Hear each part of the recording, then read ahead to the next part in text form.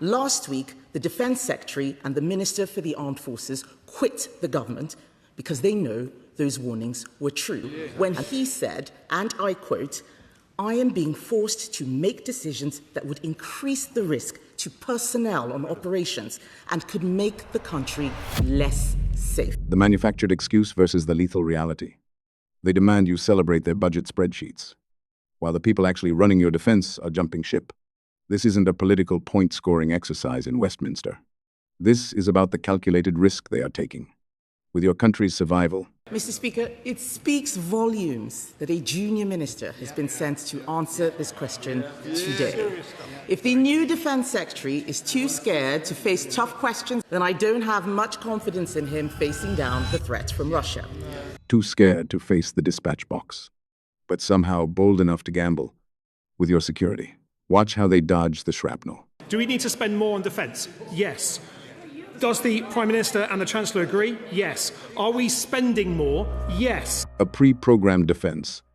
They will read the script to your face, while the cupboard stays bare. Share this video right now. Join the investigation and subscribe. And let's roll the full tape. Come to the urgent question.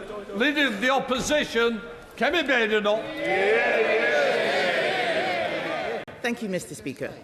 To ask the Secretary of State for Defence if he will make a statement on the effect of the delay of the Defence Investment Plan on our armed forces' ability to defend the United Kingdom. Minister.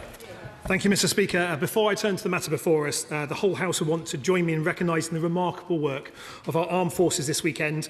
In the Channel, UK forces boarded a sanctioned vessel from Russia's Shadow Fleet to disrupt the flow of funds to Putin's illegal war in Ukraine. The Defence Secretary will be making a statement on that shortly. Mr. Speaker, these are extraordinary times for defence. The threats are real and they're increasing.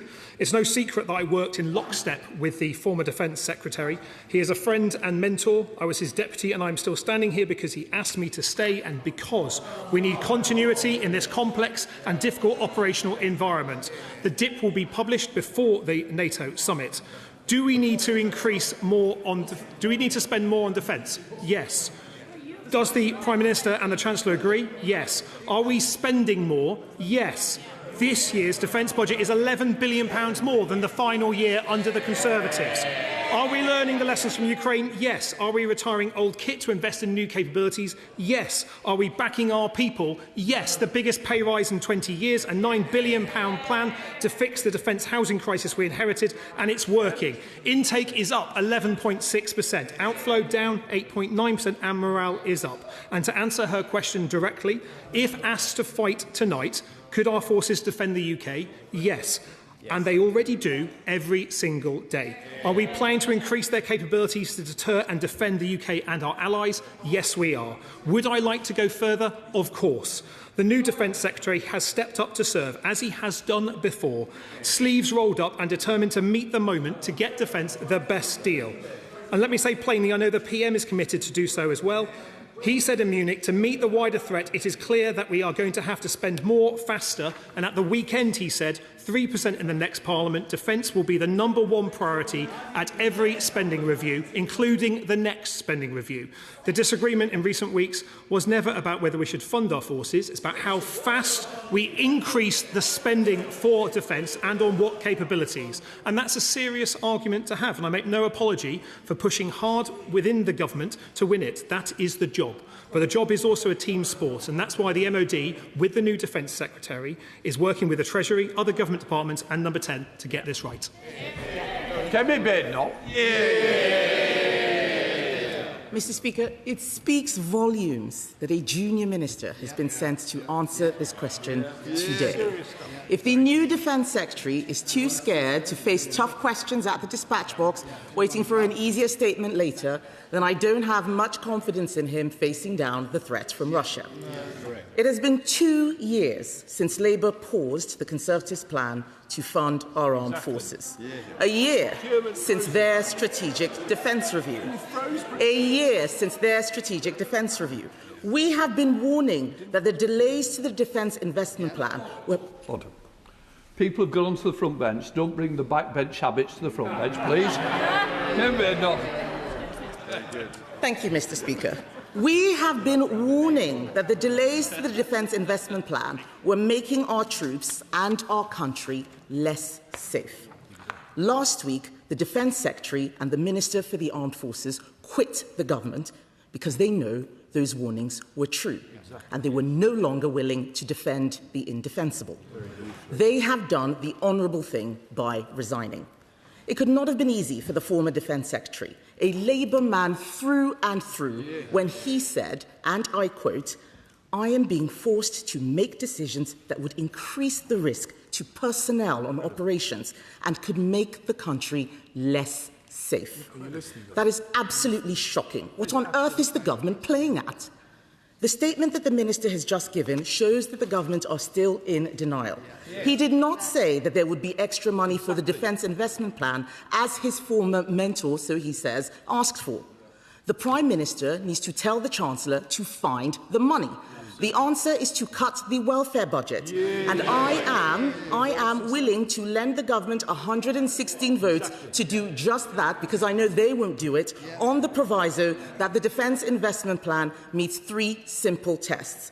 First, the government must at a minimum find the £28 billion that the Chief of the Defence Staff has said is needed.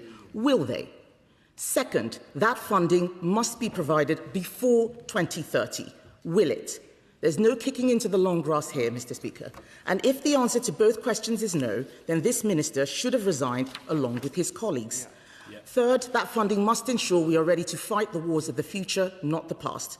I am sure the minister will now stand up and try and blame this situation on Conservative governments, forgetting that these are new threats, not past threats. This government needs to stop wasting time and do what is necessary to keep the British people safe today. Minister. Well, can I thank the right honourable lady for her question and for the tone in which she's asked it. We often have a lot of shouting from her front bench, but I appreciate the professionalism and calm that she asked those questions. Let me be very clear. No, order. I think there's 2 just want to spoil it. I'm sure they won't, Minister. Mr. Speaker, let me be very clear. The Defence Secretary is currently with His Majesty the King and will be in the House this afternoon making a statement on the operations over the weekend. I have to say, I recognise that she got her revenge in early by saying, I will seek to blame it on the Conservatives. Let me be very clear. The right honourable lady will know that we inherited forces that have been hollowed out and underfunded by the Conservatives, that we inherited defence housing, where families were being asked to sleep in bedrooms with black mould, leaky roofs and broken boilers, that 47 of 49 major defence programmes we inherited at the general election were over budget and unfunded. However, we've also been very clear that we are increasing defence spending. I appreciate that she had a pre-scripted questions, but if she listened to what I said at the start, she would know that we're increasing defence spending, an extra £11 billion. Order. I think you've just proved the point. When you request an urgent question and the question's being asked, allow the Minister to ask without comment, without 2 of you, either side, chipping in. I don't need it, you don't want it, so I'm not being funny. This affects all our constituencies and our constituents. So please, Minister. Thank you, Mr. Speaker. We are increasing defence spending. The budget this year is £11 billion more than the budget in the last year of the Conservative government.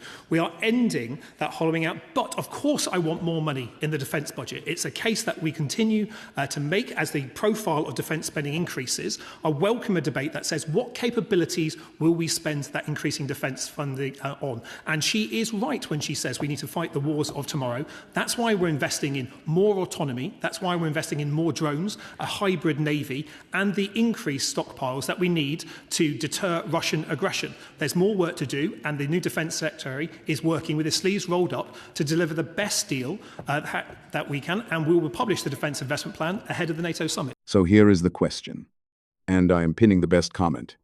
If the Defence Secretary admits we must spend more to survive, but the Treasury refuses to unlock the vault, who exactly is the government protecting? Leave your answer below. Hit subscribe to stay vigilant. And see you in the next session.